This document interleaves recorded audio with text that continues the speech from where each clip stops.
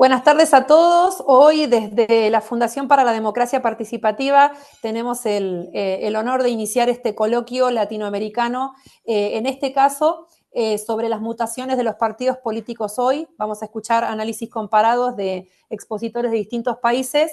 Les recuerdo que este coloquio está en el marco de diversos coloquios sobre democracia, política y participación que la Fundación para la Democracia Participativa llevará adelante durante todo el año.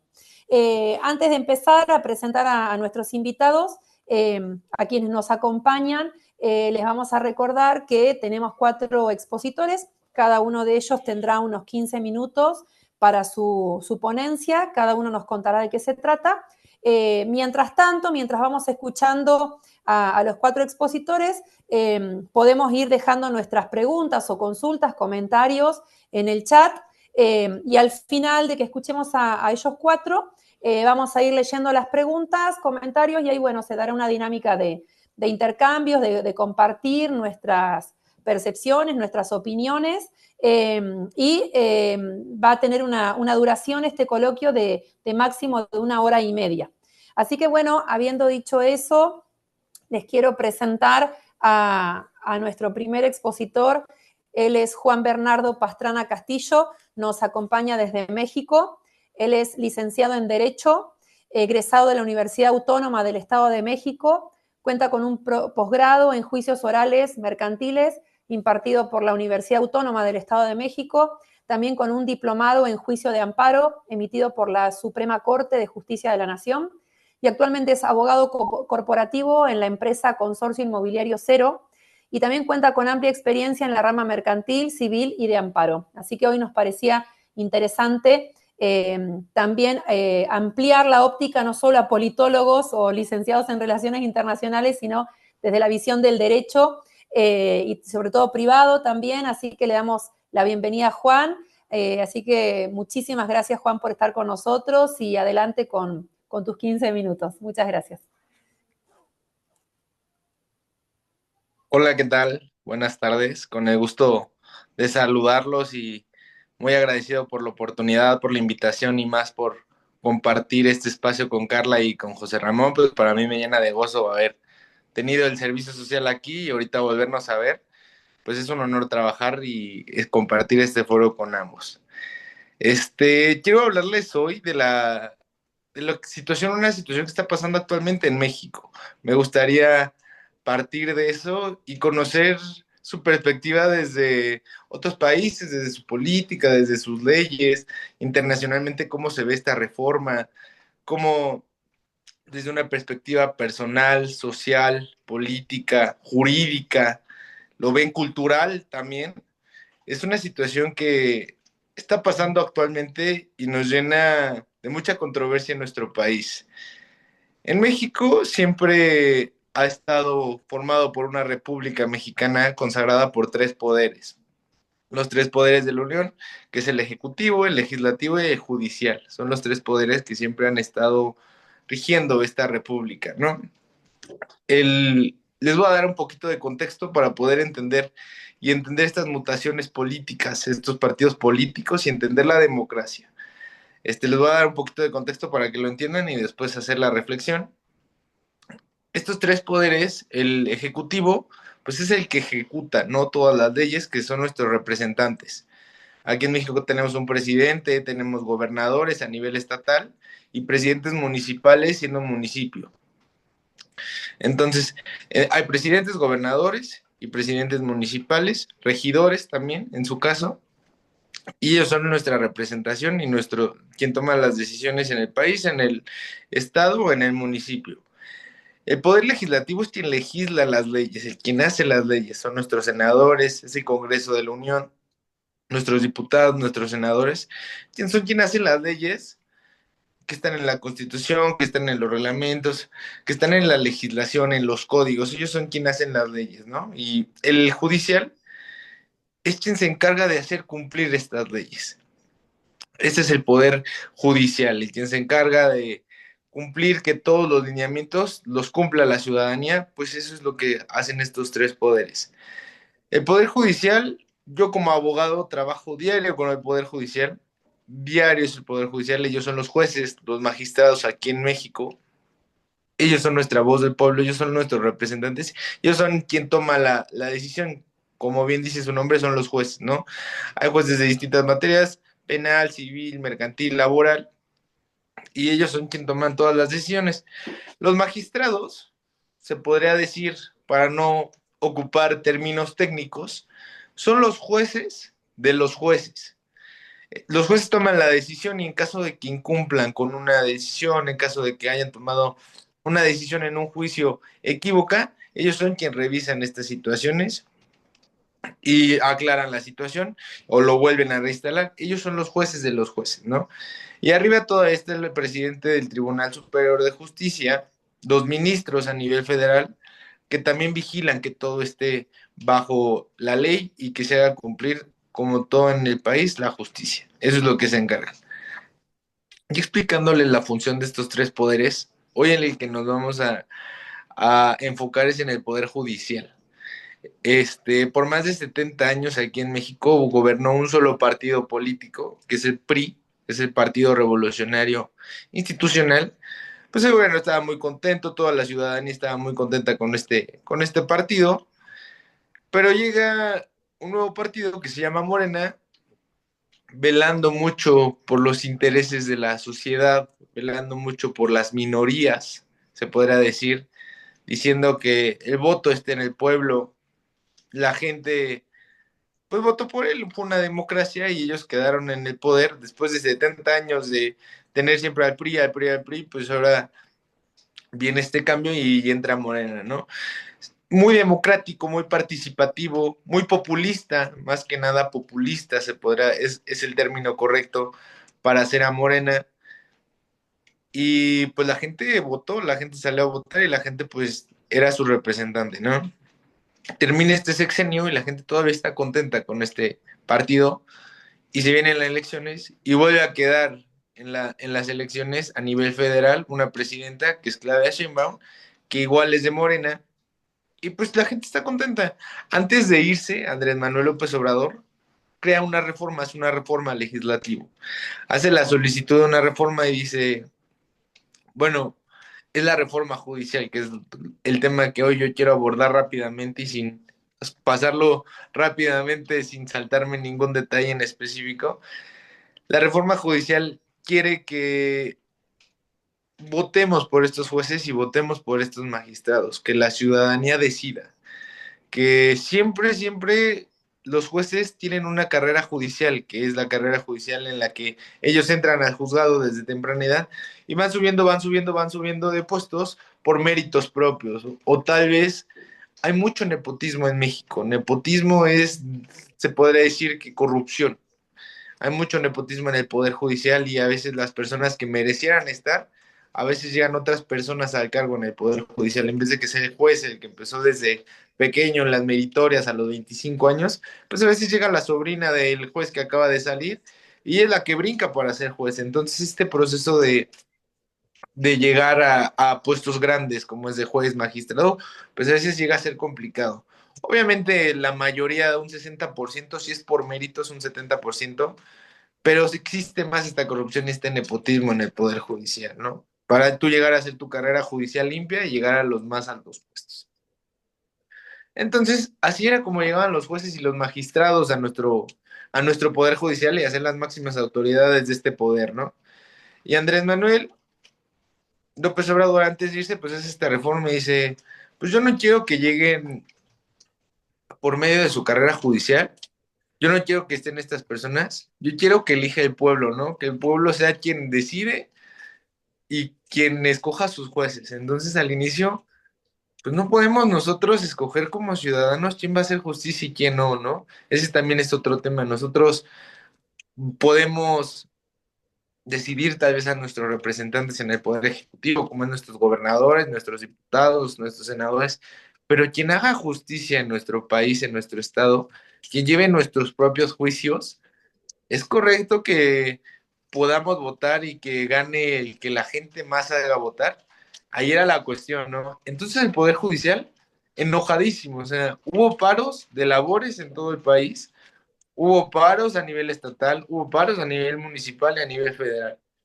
Las personas que trabajan en el Poder Judicial no querían esta reforma y no la quieren porque ellos trabajan día a día y se esfuerzan día a día para seguir creciendo, para aspirar a estos puestos. No es posible que lleguen en algún momento y les digan, ¿sabes qué? Pues ahora el puesto que tú has querido por 10 años, que tú has luchado con todos tus conocimientos, que te has preparado, que has presentado exámenes para llegar a estos puestos, pues ahora los van a poner a votación y de la ciudadanía. La ciudadanía es quien va a elegir. Entonces, pues para ellos fue una ofensa, ¿no? Y nosotros, como abogados, pues trabajamos con el Poder Judicial diario y sí era una cuestión que nos intrigaba mucho y que al inicio no estábamos en desacuerdo. Pero ya cuando la hacen reforma y se aprueba por el Senado, pues ya no nos queda de otra, o sea, ya es ley, ya es reforma, ya está en nuestra Constitución. Y cometeríamos nosotros un error en no participar en esta reforma, ¿no? Cometeríamos un error en no formar parte de esta reforma, de no postularnos. En la Constitución está especificado que tenemos el derecho a votar y ser votados, ¿no? Entonces tenemos que participar en estas elecciones judiciales. ¿Y cómo lo vamos a hacer? Porque la gente ahorita en México todavía desconoce, ahí estamos a poco más de 20 días de que sean las elecciones, desconoce todavía la gente que va a haber elecciones judiciales y en qué consiste, ¿no? Esta reforma judicial, explicándosela a grosso modo a todos ustedes, no hay partidos políticos, no hay ni un partido político, no tiene nada que ver con política esta, bueno, entre comillas, no tiene nada que ver con política esta reforma, son ciudadanos, son ciudadanos como cualquier otro que se postuló, puso su currículum, agarró todos sus estudios, tenías que cumplir para ser juez con una maestría, tenías que ya estar titulado en la carrera de Derecho, tenías que tener diplomados, tenías que tener doctorados, y tú cumplías con ese perfil, tú te podías postular en internet, en un portal que se hizo, y después que te postularas, veían la veracidad de tus documentos, era un proceso muy rápido, hace un proceso rapidísimo aquí. Ya que pasas este filtro, te hacen ahora un examen de idoneidad. Idoneidad que tú seas idóneo para ser magistrado, para ser juez, ¿no? O para ser un representante, para ser ministro. Si cumplías con este examen, que era un examen literal, un examen oral de términos, terminología súper técnico, de las cosas que venían en la ley, que era complicado pasarlo, si tú cumplías con este examen de idoneidad, podías entrar a una tómbola que dicen que es la insaculación. Es insaculación, más que nada, son palabras muy rimbombantes, pero es una rifa. Ya que cumplías con este perfil y que pasabas el examen, era una rifa en donde te ponían con estas bolitas, agarraban, la ponían en unas bolitas, tu nombre, y los iban sacando. Tal persona, bueno, esta persona que salió se va para la boleta el 1 de junio. Otro juez, otro juez familiar, otro juez penal, un presidente del Tribunal Superior de Justicia, un magistrado en materia civil, un ministro, y todas las personas que sacan van a estar en la boleta el 1 de junio, ¿no? Entonces aquí ya no implicaba el factor, al inicio sí, que cumplieras con un perfil idóneo, ¿no? Pero ya esta última etapa ya era una cuestión de suerte, ¿no? Que tuvieras suerte y que salieras en estas bolitas, en esta tómbola, y pudieras salir ahora en las boletas el 1 de junio.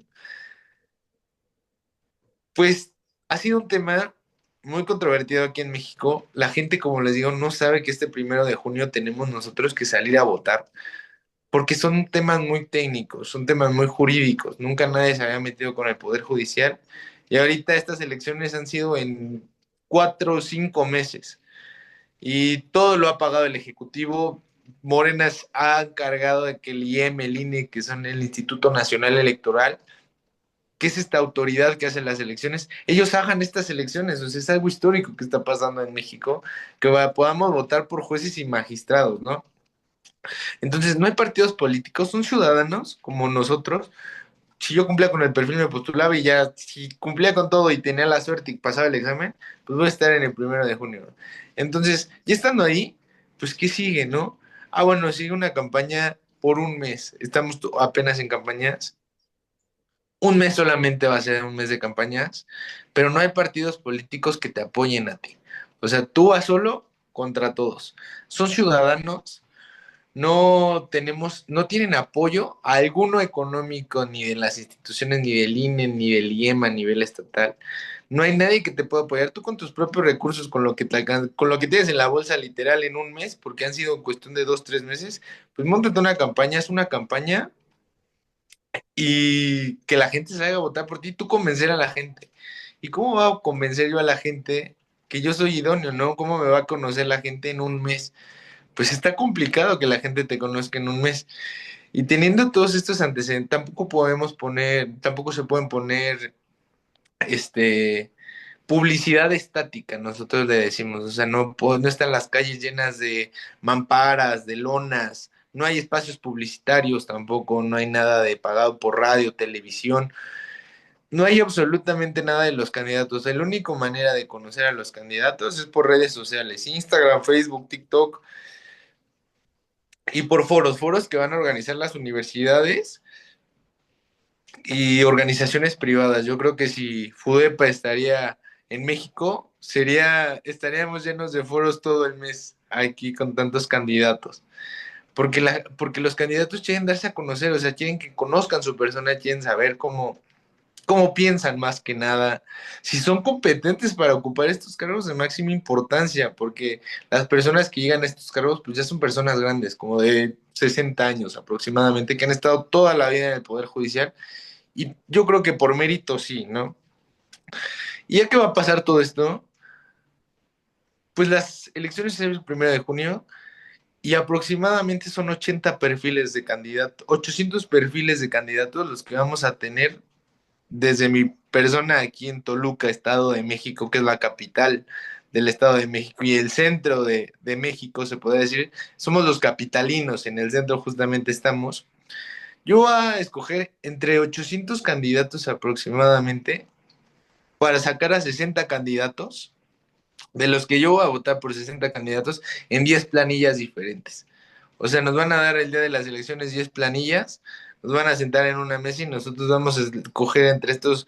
Son planillas diferentes, hay una planilla para magistrados en materia civil, en materia penal, en materia familiar, son jueces civiles, jueces mercantiles, más aparte la del presidente del tribunal, a nivel federal son ministros. Perdón, O sea, Juan, que te interrumpa, que está interesantísimo. Te quería avisar que tenés unos minutitos nomás. Perdón. me apuro rapidísimo ya para cerrar. Entonces son 800 candidatos, vamos a votar rapidísimo.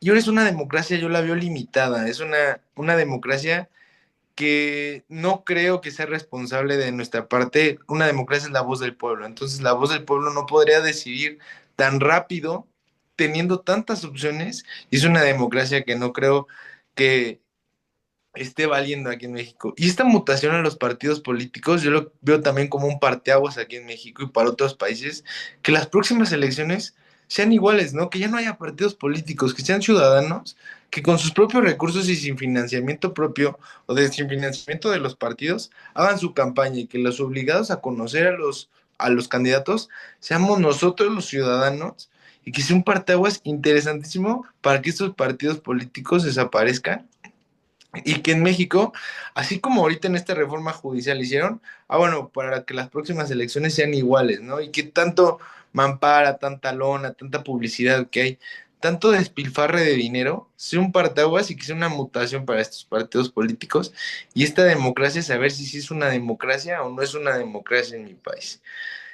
Concluyo, pues rápidamente, diciendo que es importante saber qué es una democracia.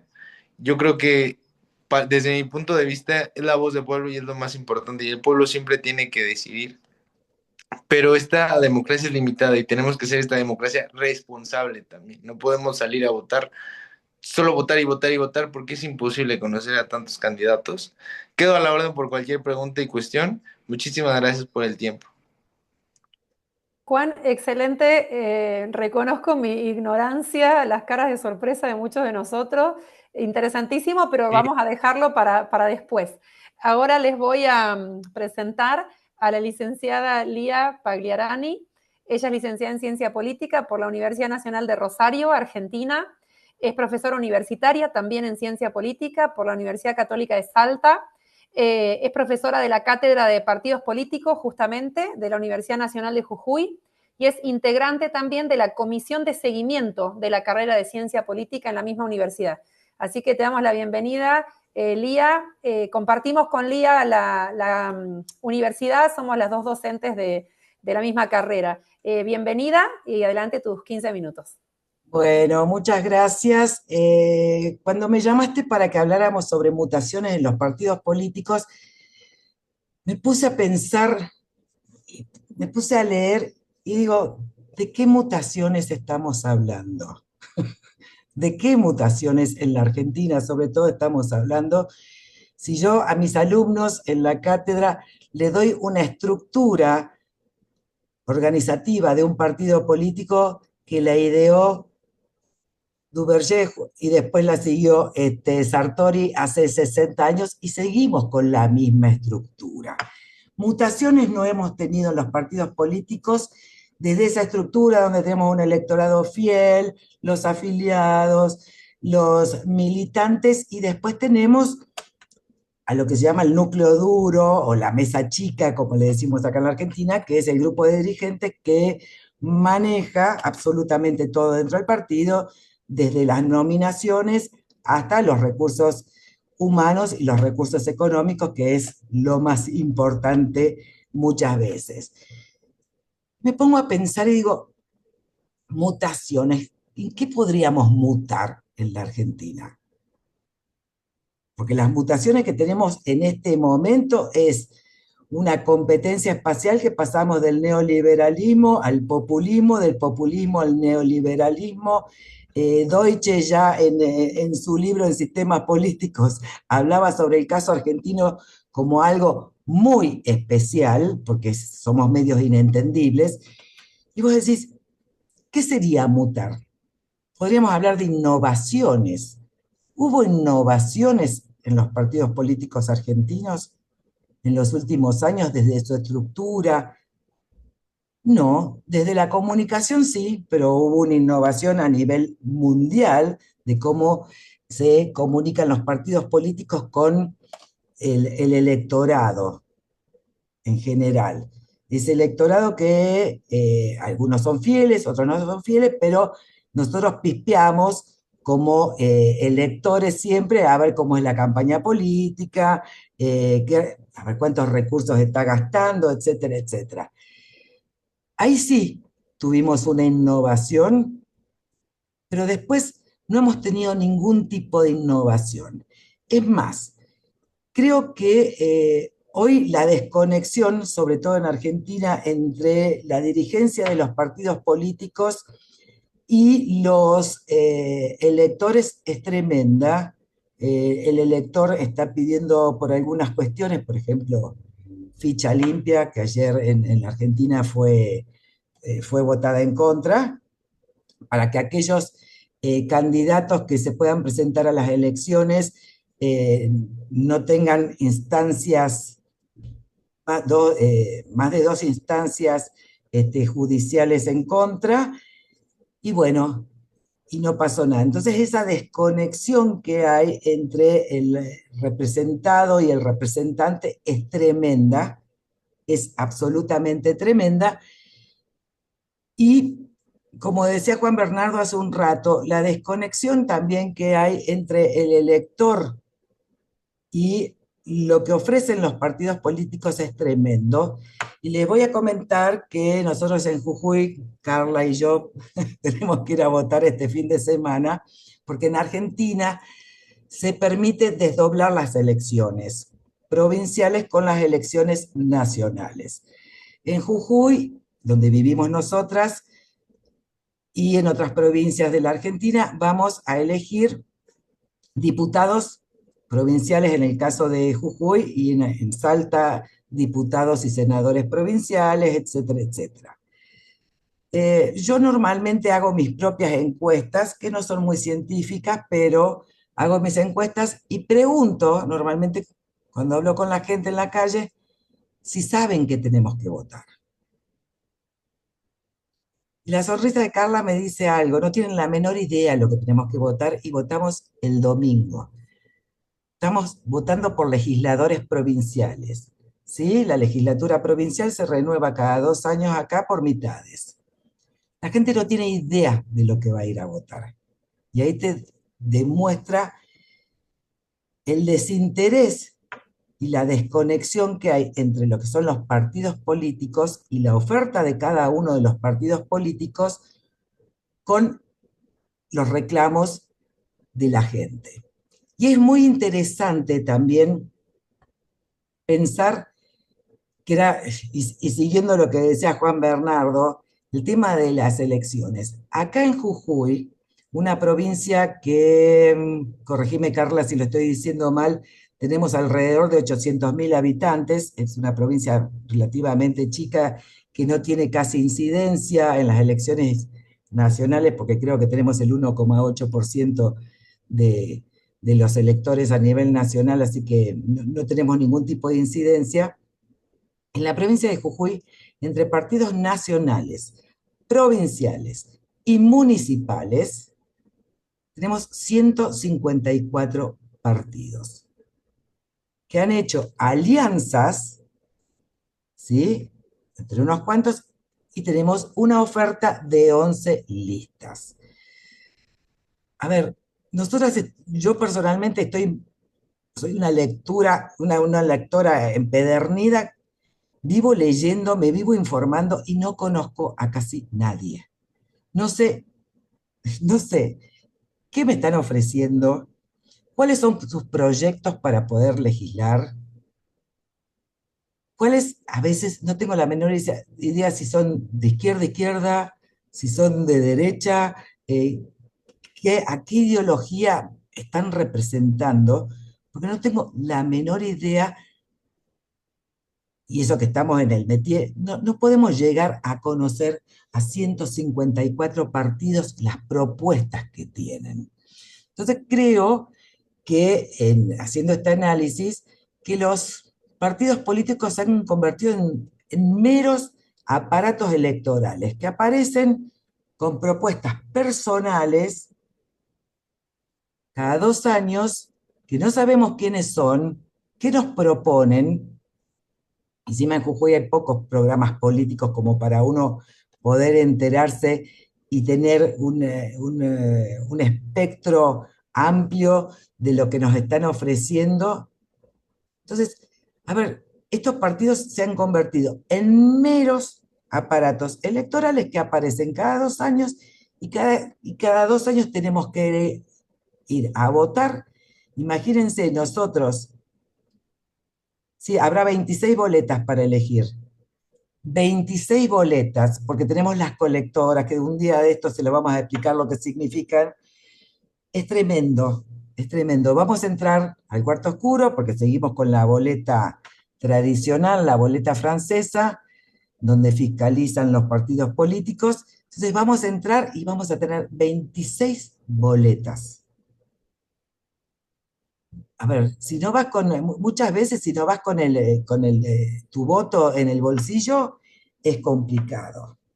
Sí, en las elecciones que vamos a tener en octubre, que son las nacionales, que también se renueva el Congreso por mitades y en algunas provincias van a elegir senadores, ahí sí, por primera vez en la Argentina, vamos a hacer uso de lo que es la boleta única de papel, donde todas las ofertas van a estar en una sola hoja, te van a dar una lapicera, vas a poder elegir, y ahí sí va a fiscalizar el Estado, porque las boletas las va a imprimir el Estado y no las va a imprimir cada uno de los partidos políticos. O sea, la situación de los partidos políticos, y no creo que sea la excepción en Argentina, sino creo que es una cuestión que está pasando en Latinoamérica en general, es que tienen una desconexión muy, muy grande entre lo que es el electorado y las propuestas partidarias que hacen. Lo que vemos nosotros muchas veces es la puja dentro de un partido político para conseguir un puesto y para seguir siendo parte del poder político sin ninguna propuesta clara. Así que este es el pantallazo que les quería dar yo de lo que está pasando en la Argentina con los partidos políticos y que no hay ninguna innovación. No tenemos ninguna innovación ni ninguna mutación. ¿Sí? Lo que tenemos es una competencia espacial ¿sí? Bien centrífuga, que nos vamos de un extremo al otro, del neoliberalismo al populismo, pero no hay absolutamente nada nuevo. Así que les agradezco muchísimo. Muchísimas gracias, Lía. Bueno, empezó la polémica porque nosotros le pusimos en el flyer mutaciones y rompe todo Lía y dice no hay ninguna. Así que se está poniendo esto muy interesante y para continuar entonces vamos a presentar a José María Ramón. Él es presidente de la Fundación para la Democracia Participativa, es investigador y autor de varios libros, entre ellos La enseñanza de la ciencia política en Iberoamérica y también La historia de la educación en Chubut. Él está concluyendo su doctorado en la ciudad de Buenos Aires, en la Universidad de Buenos Aires, y tiene una larga trayectoria en materia de capacitación y consultoría política a concejales y alcaldes. Hoy nos va a compartir los avances de su investigación sobre el tema el rol de la capacitación dentro de los partidos políticos latinoamericanos. Y con el disparador de la pregunta, formarse, ¿no importa? Así que adelante, José. Gracias. Gracias, Carlita, y gracias a todos los colegas, Lía. Y bueno, Juan, qué lindo volverte a encontrar. Gracias. Gracias por estar. A mí me va a tocar hoy compartir con ustedes cómo va el trabajo sobre partidos políticos de la Fundación, qué estamos haciendo, qué reflexiones podemos sacar y también que esta pequeña presentación mía les sirva a la audiencia que puede ver después los videos, los que se quieran sumar al programa de investigación de la Fundación en materia de partidos políticos. Está abierta la incorporación. Bueno, este programa está...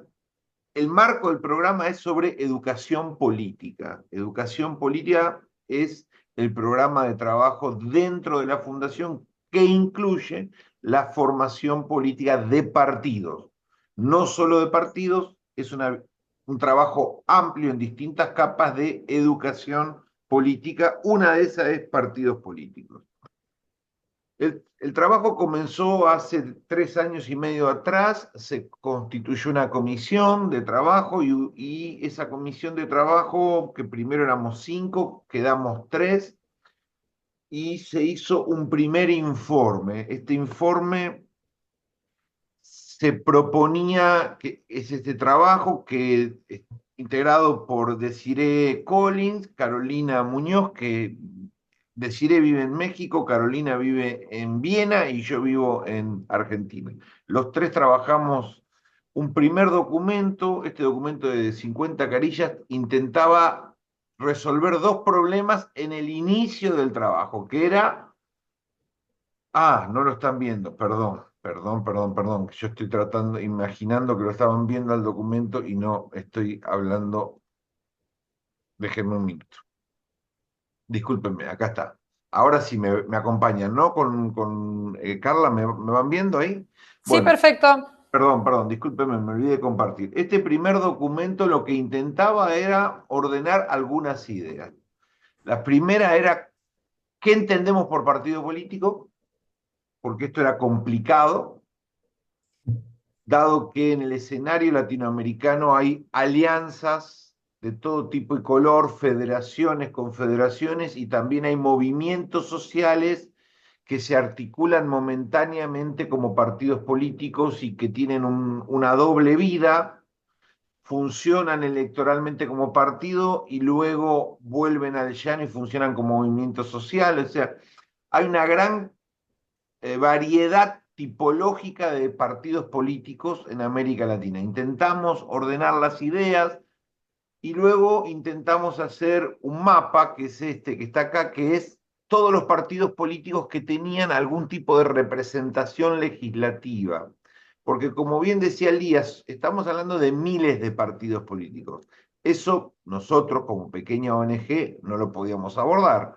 Nosotros no podíamos con 3 personas estudiar miles de partidos políticos. Así que decidimos elegir el criterio de la representación legislativa. Es decir, ¿qué partidos vamos a analizar? Vamos a analizar los que reúnan esta definición de partido político y a la vez tengan algún tipo de representación legislativa, un diputado, un senador, aunque sea uno. con esos criterios limitantes del marco de estudio se hizo un primer diagnóstico de partidos políticos y se constituyeron, digamos, el continente que íbamos a estudiar, y luego pasamos a la fase 2, que era ubicar en sus cartas orgánicas, bueno, no se ve, así que lo voy a dejar, ubicar en sus cartas orgánicas el rol de la formación política. Es decir, ubicarlos, definirlos, mapearlos y luego tratar de conseguir sus cartas orgánicas o estatutos o fundacionales, y qué lugar ocupaba en ese documento fundacional el rol de la formación, la capacitación, etc. Primera cosa, eso sucedió en el 2021 y 2022 en este trabajo. Luego pasamos a definir un criterio de qué entendíamos por formación. Cuando hablamos de la formación política y de la educación política en un partido político, ¿de qué hablamos? Y bueno, hay un sentido amplio que puede ser charlar en el viaje rumbo a un congreso, puede ser un espacio de crecimiento y de formación, pero eso es inmanejable desde el punto de vista de investigación. Entonces nosotros nos restringimos a los formatos tradicionales: seminario, charla, posgrado, curso, taller, presentación. En los formatos tradicionales era el objetivo de búsqueda. Segundo tema, entendíamos que en los tiempos de las redes sociales, todo partido político que hace un seminario, taller, posgrado o charla o lo que fuese, lo iba a publicar en sus redes sociales, por una sencilla razón: porque los partidos políticos tienen baja actividad en promedio fuera de la selección, y cada vez que hacen una actividad se esmeran en difundirla, en generar prestigio con ese evento. Por lo tanto, decidió el equipo de trabajo que las redes sociales eran la ventana perfecta para detectar qué actividades de formación habían generado esos partidos, que era muy escaso o nula la posibilidad de que tengan seminarios, charlas, cursos abiertos y que no lo publiquen ante nadie, sean secretos. Eso era contra natura. Así que dijimos, bien, ¿dónde vamos y qué vamos a mapear? Ya lo habíamos dicho, ¿dónde lo vamos a mapear? Lo vamos a mapear en las redes sociales de los partidos políticos. Eso nos llevó a tener que identificar todas las redes sociales de los partidos políticos y luego hacer una selección de partidos. Y entonces nos quedó esta tabla en el 2022, donde empezamos, que eran los partidos políticos, si tenían redes sociales o no, estaban vivas, activas, y luego hicimos una selección de los principales partidos que en general eran entre 5 y 6, acá no los muestro todos, pero en general, Costa Rica eran 3, pero la Argentina eran 6.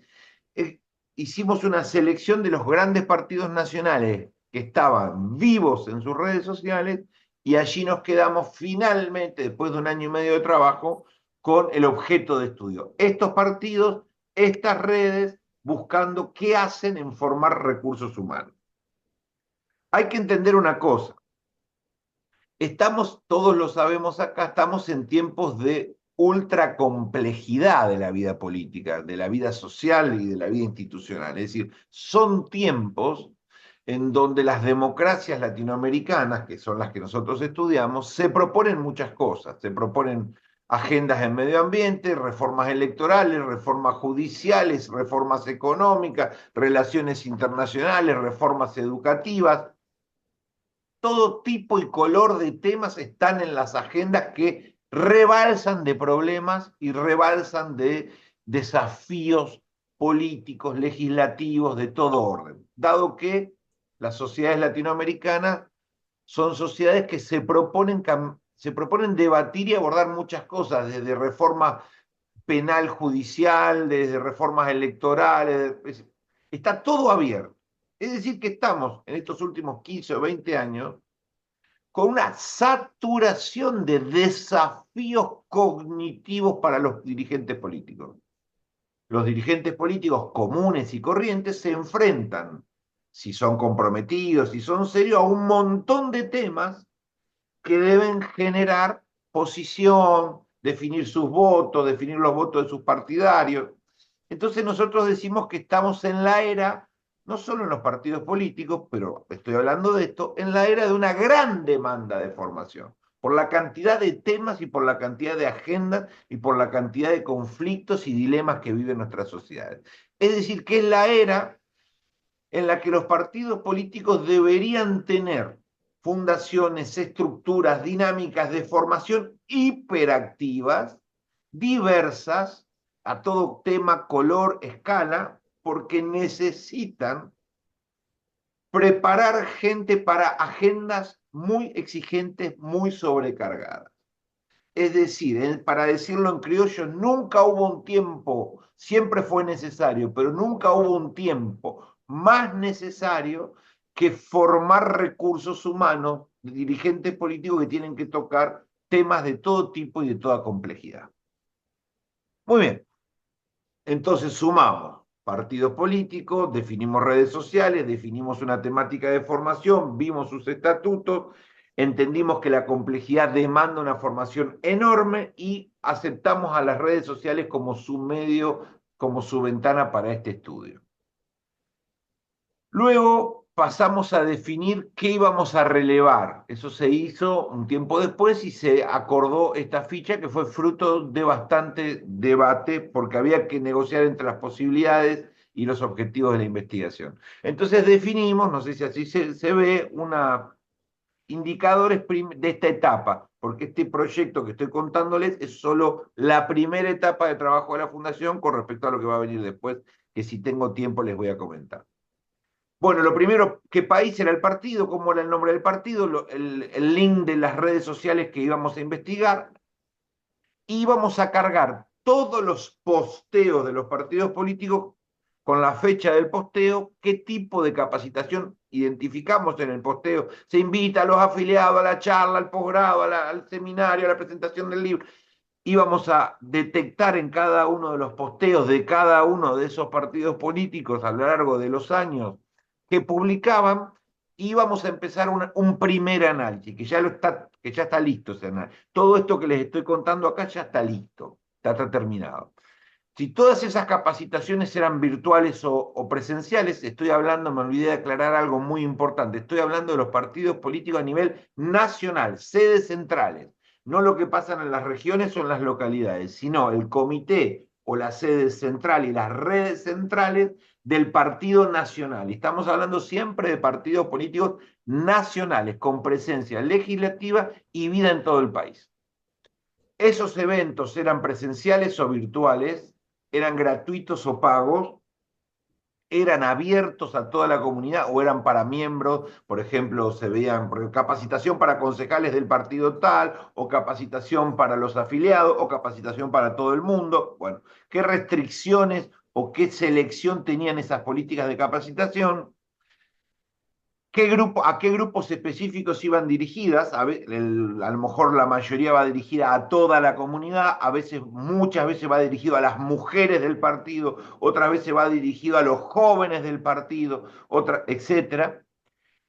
Se trabajó en el ítem 8 las capacitaciones, si las hacía el propio partido o las adquiría de afuera. Vendrá a visitarnos el profesor universitario a dictar una conferencia, se presentará también en el partido el libro que se presentó en la feria del libro. Es decir, si las propuestas venían de afuera y el partido también las amplificaba, las canalizaba, o si eran agenda propia, el partido organiza con el senador, con el equipo técnico, con su fundación, un tipo de seminario, de charla, de presentación de su informe, dónde nacían esas capacitaciones, que eso también nos permitía pensar y mirar cuánto articula los partidos políticos nacionales latinoamericanos con el resto del sistema institucional de conocimiento. Es decir, si invitan a las universidades, a los intelectuales, a las fundaciones, a los escritores a que visiten el partido y formen y vuelquen cultura en su partido, o no invitan a nadie, son encapsulados, son aislados, son verticales. Bueno. ¿Qué intensidad tenían esas ofertas? Todas las ofertas que mapeamos, el mapeo va desde el 2020 hasta hoy, y seguirá todo el año y todo el año que viene. ¿Qué intensidad? Estos son una charla, una jornada, un congreso, 2 días, un día, 3 días. El punto 10, ¿qué medios de difusión del partido publicó esta capacitación? Porque ahí lo que nosotros notábamos, una gran variedad de políticas, o sea, a pesar de que un partido político en general abre varias redes, en unas la usa para una cosa y en otras la usa para otra, es un debate para darnos después. El link de acceso a la actividad para permitirle al público que pueda volver a esa actividad y revisarla, sobre todo el control académico, el control de ustedes, digamos, bueno, a ver, yo quiero ver el trabajo quiero revisar, quiero ver la fuente, necesito ver la fiabilidad del trabajo y de las bases de datos, o sea que necesitábamos reservarnos el link para que cualquiera pueda volver y rechequear lo que nosotros estábamos publicando. Y por último, otras, es decir, en sus redes sociales los partidos políticos invitan a capacitaciones de otras organizaciones. Estimados afiliados, invitamos que en el Poder Judicial se hará una capacitación muy importante, sería muy valioso para aquellos que les interese tal tema. Derivan a otras, invitan a otras, no organizadas por ellos ni en coorganización, sencillamente los partidos políticos fomentan la formación externa derivando, triangulando información o no lo hacen. Este fue el núcleo del primer ciclo de investigación. Este núcleo nos llevó a rescatar, bueno, los partidos que ya les comenté, de los partidos políticos que elegimos, se rescataron... Perdón, José, Sí. te quedan unos minutitos. Perdón. Se rescataron 1.800 capacitaciones. Luego esto nos permitió, hasta hoy, ¿no? Este proceso sigue. De las 1.800 capacitaciones se generan un montón de cosas, un montón de análisis, de todo tipo y de esas variables. El primer análisis, el básico, les puse un ejemplo, la intensidad. Bueno, las intensidades son de lo más variables y la primera pregunta, ¿tiene que ver la formación con la cercanía del poder? ¿Hay una relación entre un partido más grande, más activo, que está a punto de ganar, que le fue muy bien, que gobierna con la cantidad de formación que ofrece? No tiene que ver. Bueno, hay situaciones, por ejemplo, muy destacadas. El caso, decía Juan, de Morena. Morena pica en punta en los 4 partidos grandes que nosotros tomamos por una enormidad. Por ejemplo, el PAN, que electoralmente es el segundo partido de México, le ofreció a sus afiliados en 4 años 86 instancias de capacitación. Morena, en la misma instancia, le ofreció 4 veces más. Evidentemente, Morena en México ha puesto en la formación mucha más intensidad que el segundo partido y ni hablar que con el resto. En la Argentina se dio al revés. El partido más lejos del poder, el Partido Obrero, triplica a la Unión Cívica Radical o no sé, quintuplica al partido de gobierno. Entonces ahí tenemos indicadores para seguir pensando, ¿no? La otra cuestión es que piensen que son partidos nacionales. Sus afiliados están en todo el país. Entonces nosotros pensábamos que un partido en tiempos de redes sociales coherente debía tener el 100 o el 99% de su oferta en formato virtual o híbrido, presencial y virtual. Queríamos ver qué visión federal, qué visión estratégica de profundidad nacional se proponía a la hora de formar recursos humanos. Y lo que vimos que sí, evidentemente, entre propuestas de capacitación presenciales y mixta supera el 75%. Eso es interesante. Bueno, quiero decirles esto, entonces no tengo más tiempo para seguir avanzando, pero la base de datos nos fue generando un montón de análisis. Esto es solo la primera etapa, digamos, de nuestro trabajo y sacar algunas primeras conclusiones muy elementales.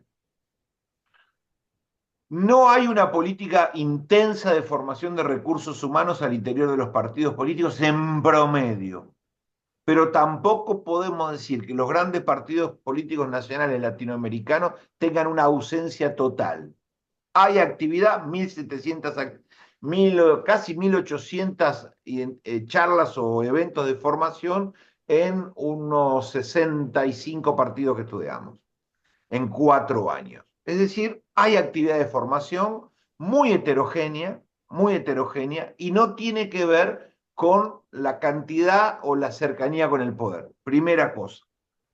La segunda cuestión es que la cantidad, el tipo de formación es un tipo de formación de charla de los propios actores. El senador nacional visitará el partido y hablará sobre la situación general de la economía nacional. El gobernador visitará el local para informar a los afiliados sobre la situación general del medio ambiente y las políticas que se llevan adelante. Habrá una charla de mujeres radicales o de... Vemos o no nula, pero casi nula vinculación de los partidos políticos con el resto de las instituciones. No entendemos por qué. Si no entendemos por qué nos hacen convenios entre partidos y universidades, entre partidos y sindicatos, entre partidos y fundaciones, en donde esta red institucional retroalimenta los propios recursos humanos. Esta figura no está, o por lo menos nosotros no la detectamos. No hay trabajo en red, no hay trabajo interinstitucional para esto, para la formación de recursos humanos. Y por último, lo que sí nosotros queremos dejar claro es que este trabajo apunta al valor de la formación de recursos humanos. Y si yo no tengo recursos humanos, si yo no tengo una política de recursos humanos para formar en mi partido, ¿de dónde lo saco? Que esta es la segunda parte de nuestro programa de investigación, que será paralelo a la continuidad del monitoreo, que es ampliar la cantidad de partidos, seguir monitoreando y todos los posteos sobre esta actividad, y en tercer lugar es quiénes integran en los gobiernos los cargos fundamentales en relación a su estructura de base, porque lo que notamos es que los partidos políticos sirven para llegar, pero no sirven para gobernar. Cuando se gobierna, se alquila todo el staff afuera, pero eso habrá que demostrarlo en una segunda parte de la investigación. Gracias. Quedo abierto a las preguntas. Excelente. Bueno, la verdad, estoy sorprendida, interesantísimo, porque no pensé que iban a ser tan diversos los temas de los que cada uno habló en torno a la democracia, partidos, formación y demás. Así que bueno, abiertas las preguntas, primero sí les quiero leer una intervención que hay en el chat y voy a invitar a los expositores, a uno o a los que quieran, a comentar esta exposición. Dice... buenas tardes, soy de la provincia de Jujuy, mi nombre es Nicolás. No hay mutaciones en los partidos provinciales. Es una vergüenza hoy en día obligar a un pueblo a votar. Un pueblo que solo vivió años los abusos y abandonos de quienes dicen ser nuestros representantes. Dicen que expresan la voluntad del pueblo. Jamás lo hacen, solo buscan conformar a la gente con pequeñeces. Hay que buscar cambios significativos, como por ejemplo bajar totalmente la dieta de los representantes. Bueno, atentos, polémico, que nos interesa la opinión de los expositores hoy. Y terminar con los beneficios personales que le brinda la política partidaria. Sueldos equivalentes a los de un empleado estatal, porque su labor no es más ni menos importante que la de un enfermero de hospital, un policía o un docente. Viven de la política beneficiándose de las personas que votan sin conciencia y desinterés por lo político. No al voto obligatorio y que sus sueldos sean equivalentes a empleados estatales. Ahí veremos cambios significativos. Bueno, gracias Nicolás. Está bueno este comentario porque aporta otra arista del tema. ¿Qué opinan de esto de voto obligatorio, voto voluntario, la retribución? Vamos a escucharlo a él también, ¿no? A Freddy. Ay, sí, mil disculpas que nos falta Freddy. Como esto estaba en relación a los partidos, perdón. Vamos a presentar a nuestro último expositor. Viene virtualmente de Ecuador, Freddy Calle. Es diseñador gráfico, multimedia, comunicador social y periodista. Egresado de la maestría en comunicación y marketing político. A lo largo de su carrera ha tenido la oportunidad de trabajar en el sector público como en el privado, desarrollando estrategias de comunicación, diseño y marketing en empresas de asesoría y medios de comunicación. Ha participado activamente en campañas políticas a nivel local y nacional.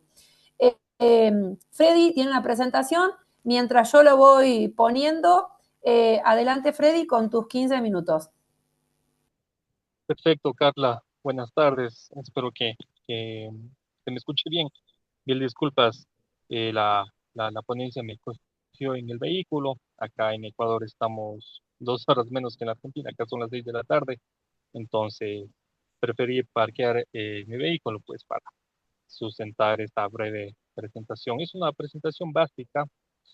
Quizá de algunos de los ponentes ya sabemos qué es las mutaciones, pero me imagino que en la sala pues están quizá estudiantes o personas que les interesa el tema de la política. Las mutaciones de los partidos políticos en Ecuador y una perspectiva histórica, digamos así, desde el siglo XX hasta la actualidad, pasando por crisis, tanto de partidos y del país, que adelante vamos a hablar en una diapositiva, y como nuevos movimientos o partidos políticos pues, que han ido surgiendo. ¿Qué son las mutaciones en la política? Pues son cambios que se experimentan en los partidos políticos con su nombre, ideología. ¿Eso qué quiere decir? Pues que antes algún movimiento eh, se alineaba con la ideología de derecha, centro, izquierda, pues después de los años puede decir que cambian el tema de ideología, estructura, liderazgo o las alianzas que se hacen en el futuro, generalmente para adaptarse a nuevas circunstancias, eh, para ganar apoyo electoral o pues mantenerse en el poder. Estas transformaciones no siempre responden a principios ideológicos, como dije hace un momento, pues cambian de ideología, digamos, dependiendo del momento, sino son estrategias por conveniencia. Siga. ¿Por qué es importante en Ecuador? Pues y no solo en Ecuador, sino en Argentina, México, Brasil, en todos los países de Latinoamérica y del mundo, porque esto revela la debilidad del sistema político, la falta de partidos con identidad clara y el predominio de liderazgos personales. Estas mutaciones, por lo general, generan desconfianza en la ciudadanía, fragmentan el voto y afectan la estabilidad democrática del país.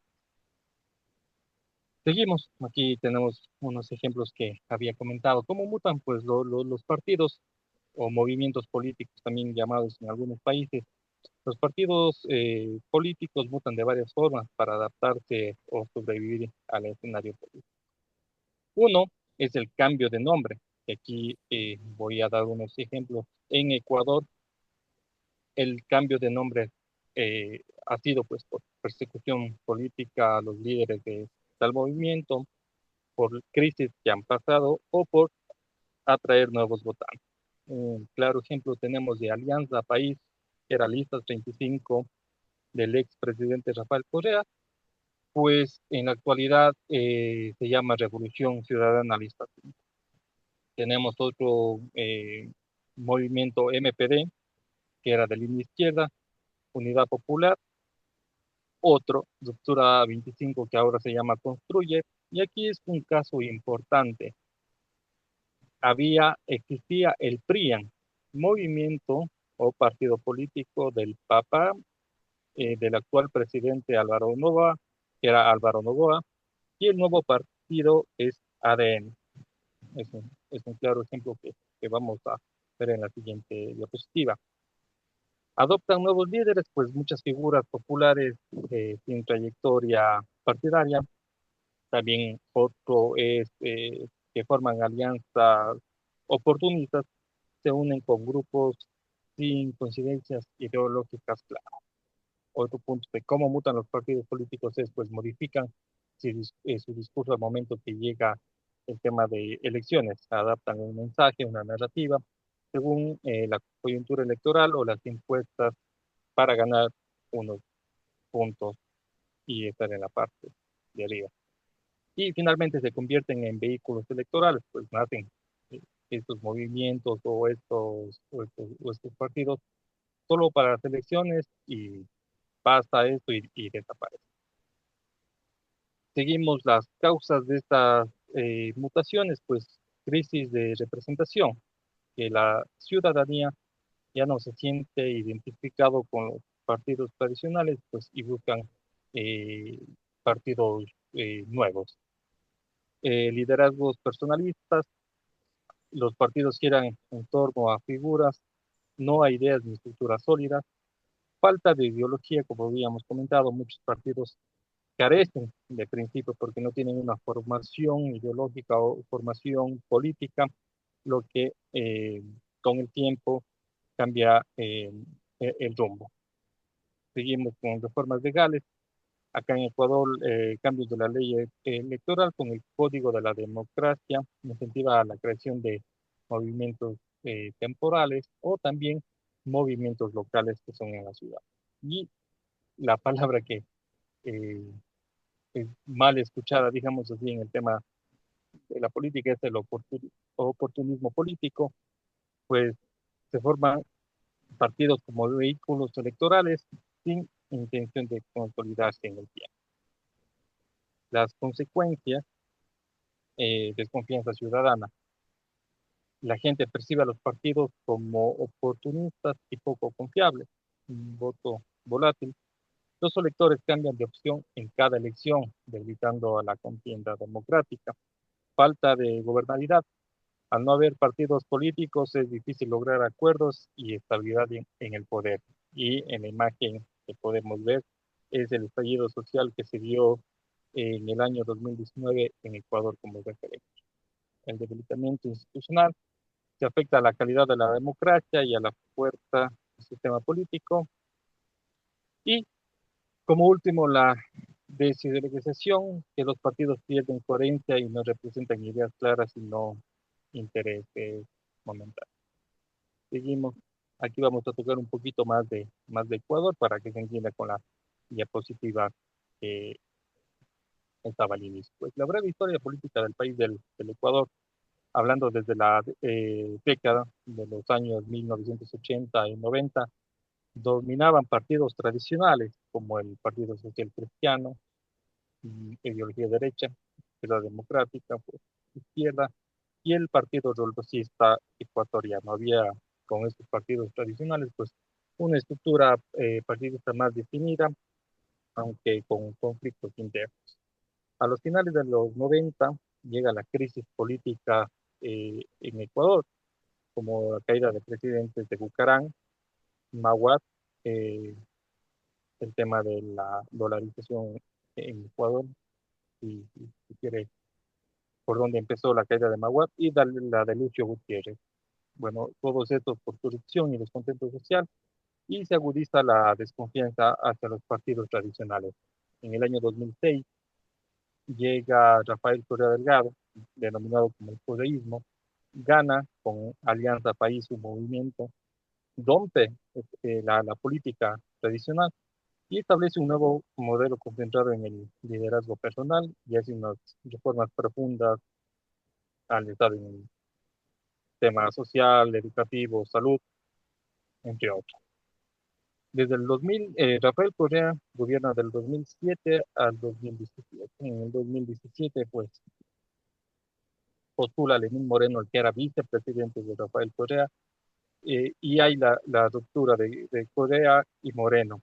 Tras esta ruptura, surgen nuevos movimientos como Creo, del expresidente banquero Guillermo Lazo, Construye, eh, como movimiento que eh, patrocinó al ex candidato presidencial también asesinado Fernando Villavicencio en el 2023, y ADN, muy curioso, el partido actual del presidente Daniel Noboa, pero crecen y aparecen muchos de estos movimientos sin ideología clara, aumentando la volatilidad política y la presencia de los partidos desechables, digamos, de los tradicionales que quedaron en los 80, 90.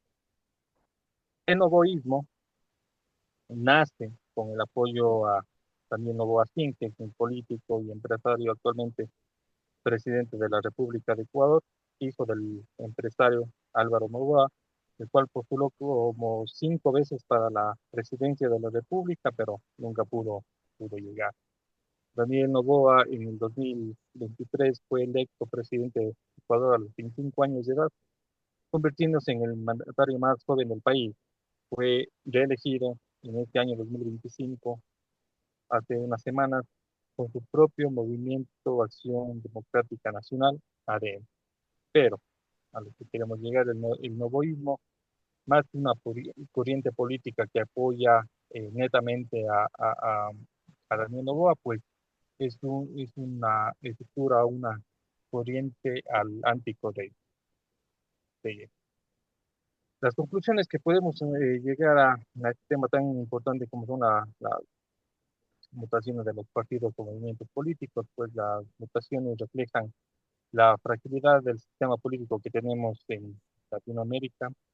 Eh, Otra conclusión, los partidos políticos carecen de identidad y coherencia ideológica, más por llegar al poder y luego olvidar sus bases, eh, seguido con predominar los liderazgos personalistas sobre las estructuras colectivas. La ciudadanía necesita partidos sólidos, con propuestas claras y prácticas democráticas internas, y finalmente es urgente fortalecer con escuelas de formación política la institucionalidad para mejorar la representación y gobernabilidad. Eso es esta breve presentación, pues quedo atento si hay algún comentario, alguna pregunta para poder responder a lo que hemos conversado estos minutos. Muchísimas gracias Freddy. Bueno, justo esta presentación también porque, como les decía, podemos debatir, compartir, intercambiar un poquito, que nos quedan unos minutitos todavía. Y bueno, y ahora sí, en relación al comentario que estaba ahí en el chat, bueno, nos gustaría saber qué opinan ustedes. La presentación de Freddy también venía justo, yo resalté algunas palabras como el voto volátil, la desconfianza ciudadana, el oportunismo político. Digo esto en relación al comentario en el chat. No sé si estás por ahí, Nicolás, y si querés compartir. Nicolás también es profesor en ciencia política y estudiante de la carrera. Así que no sé si Nicolás querés compartir un poquito, comentar.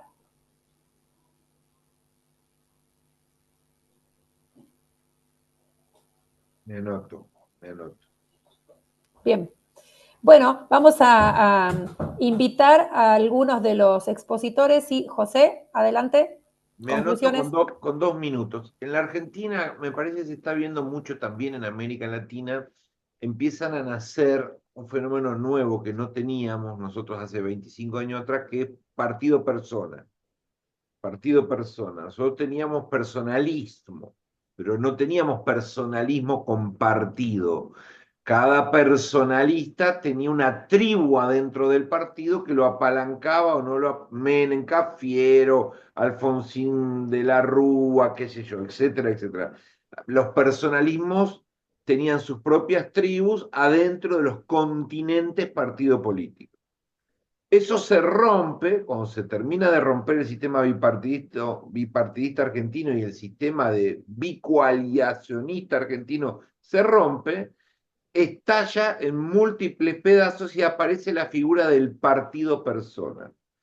Los líderes, los primeros que toman esta iniciativa es Chacho Álvarez, luego va a venir más contemporáneo Cristina Kirchner, que se va a ir del peronismo y va a fundar un partido persona llamado Unidad Ciudadana, creo que Unidad Ciudadana, después va a venir Massa, que va a formar el Frente Renovador, pero no es decir, y eso se empieza a multiplicar en las provincias a todo orden y a todo color.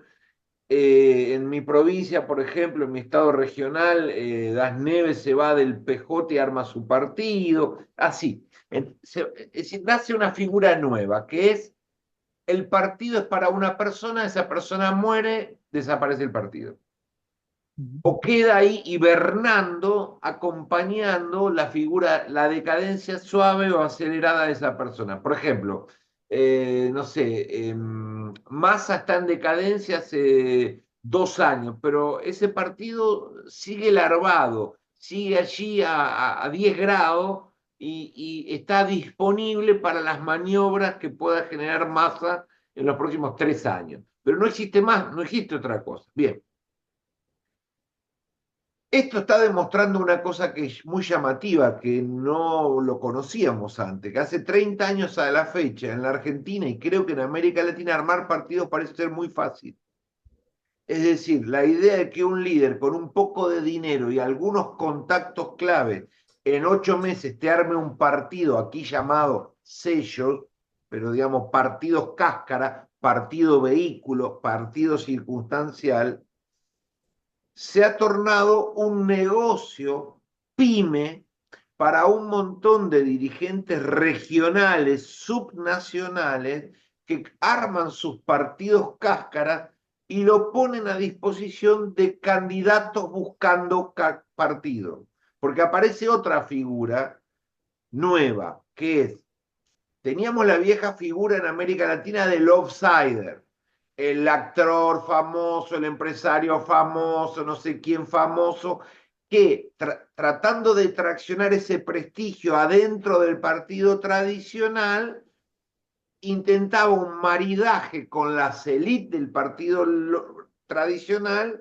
Él traía la frescura del público, los líderes partidarios traían la estructura y se producía ese maridaje. De esos casos está lleno, la Argentina hasta los 90. Pero ahora no ese es el caso. Ahora tenemos personas que nunca hicieron política, famosos, que no buscan ese maridaje, sino que arman sus propios partidos o alquilan estas cajas vacías para que nadie le imponga condiciones. Porque antiguamente insertarse en los partidos élite implicaba un maridaje negociado. Yo traigo mi popularidad, vos ofrecés tu estructura, vamos mitad y mitad. Ahora, de lo que se trata es de bajar el costo y el famoso ingresa a la candidatura con partidos cáscara pagando una tasa muy baja. Habitualmente es un legislador, 2 legisladores, que cobra el partido cáscara para que ese famoso se inserte, lo use como puente y se dispute el poder. Entonces lo que nos aparece acá es una idea, una que propongo para el debate. Hoy se ha tornado fácil armar partidos políticos. No entiendo cómo, porque la gente no se afilia a nadie. O al revés, la gente no se afilia a nadie por convicción y se afilia a cualquier cosa en 5 minutos por 2 pesos con 50. No sé, ¿cómo me explican que cualquiera pueda juntar 3.000 afiliados en 6 meses, un año y armar un partido caja y multiplicarse a lo largo y a lo ancho de todo nivel, nacional, provincial y municipal? En la provincia de Chubut tenemos una explosión de partidos infernal. En una ciudad de 100.000 habitantes como la nuestra tenemos 17 partidos habilitados, locales o regionales, 17. 3 o 4 de izquierda, 3 o 4 desgajamientos peronistas. Otra cosa que no pasaba antiguamente en la Argentina, me gustaría saber si está pasando en América Latina, los propios sindicatos se arman sus partidos cajas.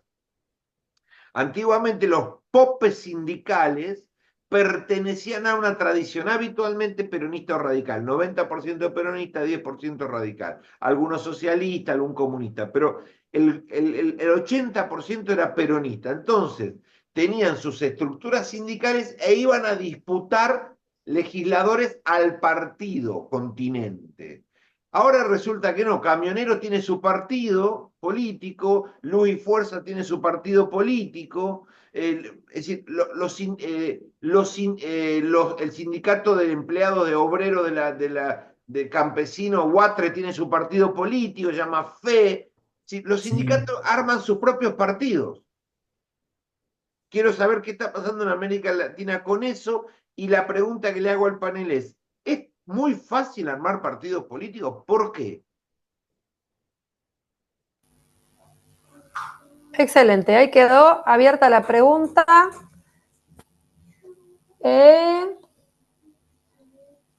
Porque los requisitos para armar un partido político son muy volátiles, son a veces hasta incontrolables.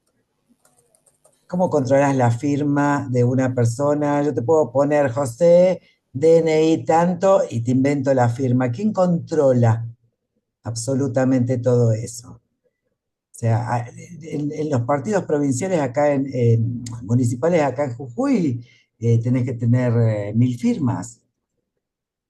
A ver, Hay muchos. Los conseguís. famosos avales. Exactamente, son No, 1000 yo tengo una firmas pregunta. nada más. ¿Sabés cómo invento firmas, José? ¿Cómo querés que te la Freddy, haga? ¿En cursiva ese es el tema? Ah, bueno. Entonces el día que se Acá, crucen esos datos explota todo, decís vos, Lía. Yo creo que acá. explota todo, pero explota hasta de los partidos grandes. ¿Cómo analizamos el fenómeno Milei, por ejemplo? Yo tengo una pregunta. Bueno, Partido en el caso de los persona. partidos, Milei es el típico candidato que llega con partidos alquilados, esos que estaban a 25 grados, que no estaban ni muertos ni vivos, que estaban, digamos, vegetando, qué sé yo, el AUCD, republicanos liberales, que se habían fundado en los 80 o en los 90, en lo que Como estaban... partido Fe que nombraste recién. ¿Cuál? Como partido Fe que nombraste recién, hace un Claro, como ratito. partido fe que lo tenés disponible. Vos querés ser candidato, tenés que acordar con la Elite 3, que son la Elite de fe, y ya tenés el canal. Entonces, Milei Y la única, en la primera fase hace la que hace cualquier dirigente outsider.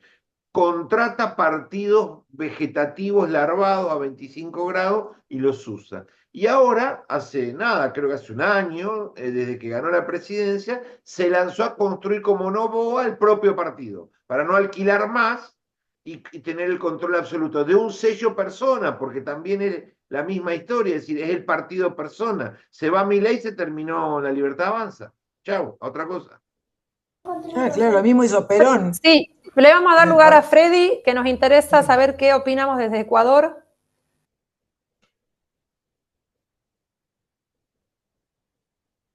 Está muteado. Activa, Freddy, porfa, el micrófono. Perdón, ahí voy. Sí, de lo que estábamos hablando, que cómo hacen partidos o movimientos políticos, pues, para estar inscritos de la noche a la mañana.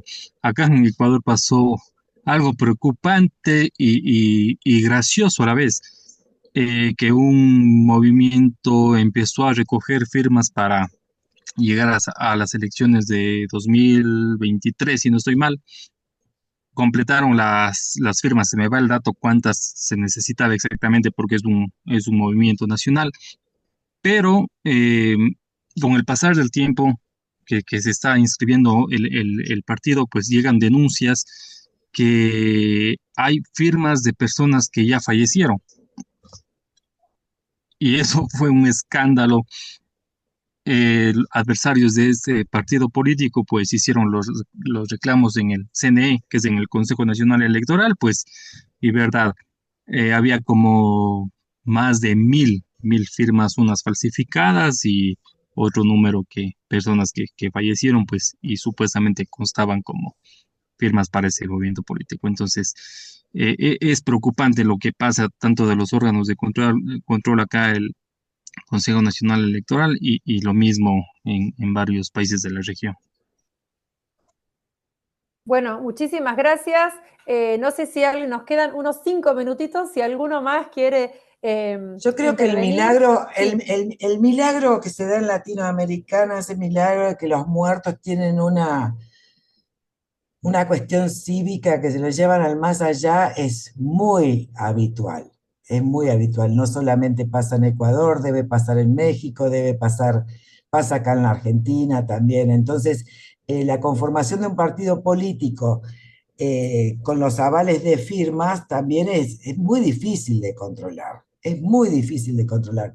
Y ahí a ver, en una provincia como la nuestra, que tenemos 800.000 habitantes, que haya 154 partidos, si haces, a ver, tenés un partido cada 500 personas. A ver, es, yo no lo puedo creer, yo no lo puedo creer. Ahora, son estructuras electorales que, como decía José, ¿viste? ¿Cuánto recaudamos?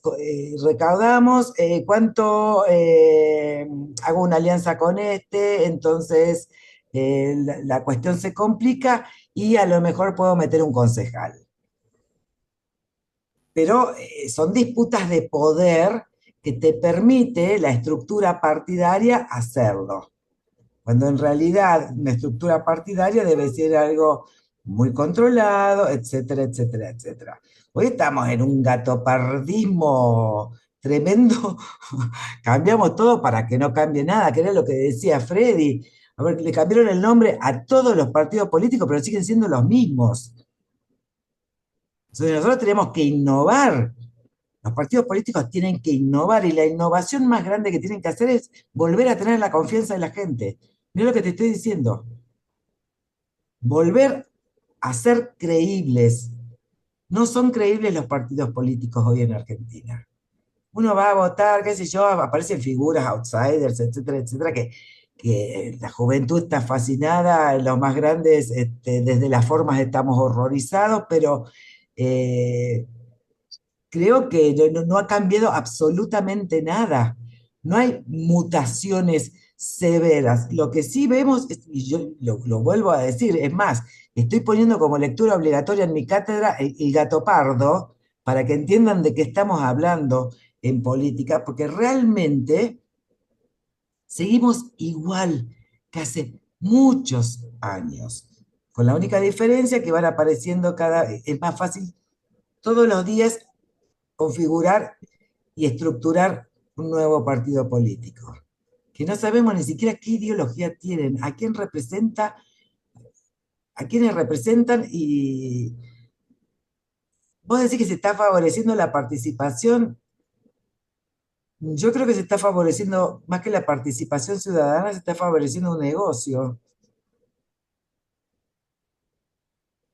Que es un negocio hoy tener un partido político. Pero el fenómeno Milei, o sea, Milei, no viene de la política. Y yo creo que ha cambiado la lógica, porque antes los partidos tradicionales, o de la alianza, digámoslo así, o democracia de lo público, como le decía Manín, esos partidos de alianzas, que era el partido tradicional, después cambió de alianzas, como fue la alianza, propiamente dicho, o Cambiemos. Ahora con Milei es distinto, es alguien que no vino de la política y, los jóvenes son a través de las redes sociales, porque no se puede entender Milei sin las redes sociales, fue de abajo hacia arriba, o sea, hablando de etarios, ¿no? Hablando de edad. Sí, sí. Porque antes, por ejemplo, era abuelo, bisabuelo, en la época de los radicales era bisabuelo, abuelo, igual que el peronismo también, abuelo, abuelo, vos ibas a la casa de uno y te decía, encontrabas un hombre mayor y te decía, antes que te saludaba, te decía, ¿sos peronista o no? Bueno, ahora cambió esa lógica. Yo creo que es mutación en eso. A Más mí allá me, después te puede gustar la forma, si Milei gritón o no, bueno, eso es otra cosa, otro tema. No, por la no, cuestión de la no, forma, Porque decía, no, ha no, no, cambiado pero mucho. perdónenme, a mí me Ha parece que caído. sí hay una distinción. Yo discrepo con Lía, me parece que hay mucha mutación, pero no virtuosa, sino degenerativa. Hay mucho cambio hacia la disolución. Pero, porque los cambios, las mutaciones no necesariamente son hacia el enriquecimiento.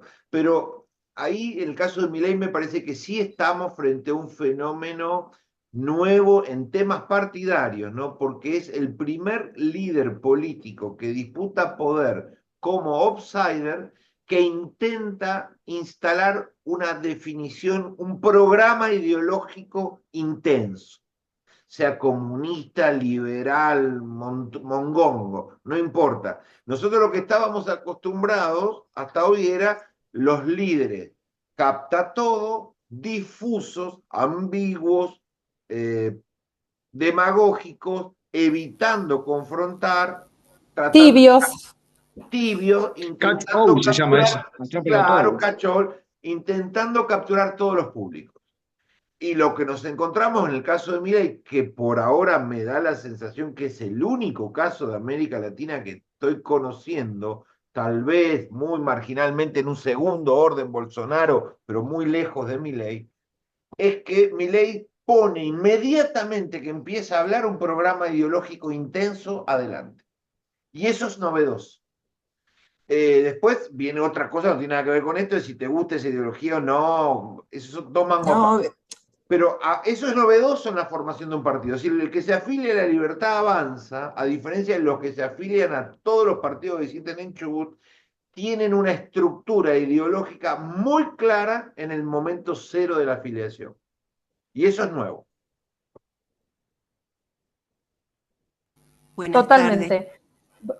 Bien, la Quería- última, adelante Gloria, y esta es la última intervención, nos van a disculpar, pues se puso muy Gracias. interesante, pero ya como va a haber muchos otros coloquios en el año, ya vamos a poder volver a hablar de lo mismo. Adelante Gloria.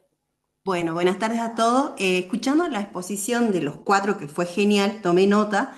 Creo que en relación a Milei es que él se presentó, vamos a hacer aparte lo que es como persona, sino lo que es como lo que él presentó en su plataforma, fue con sus ideas, digamos, claras, y las personas pudimos ver desde afuera lo que pretendía hacer. Es como decía recién, apellido Calle, el disertante, que decía que hay personas partidos, personas que no tienen algo claro o se van disolviendo en el tiempo, y como yo, como representado, no me veo reflejado. En cambio, con mi ley, algunos, no todos, se vieron reflejados. Entonces yo creo que esa idea de mi ley arrastró, y esos votos también sumaron para que él gane. Es mi aporte. Bueno, Gloria, muchísimas gracias. Hago una aclaración a José, no vamos a entrar en debate, José, después nos llamaremos por teléfono. Yo estaba hablando de que no había mutación en las estructuras de los partidos políticos, ¿sí? Claro. Que no habían cambiado absolutamente nada. Creo que los grandes partidos en la Argentina, tanto el radicalismo como el justicialismo, peronismo, sí tenían una ideología bien marcada. Después tuvimos 70 años con esa disolución, o sea, esa cosa que se iba despintando, y aparece un Milei que te dice, yo quiero esto, y así, pero él tiene que tener una estructura partidaria convencional, que la está armando a nivel nacional. ¿Sí? Entonces, ese era el análisis mío, que la mutación dentro de las organizaciones no se había dado.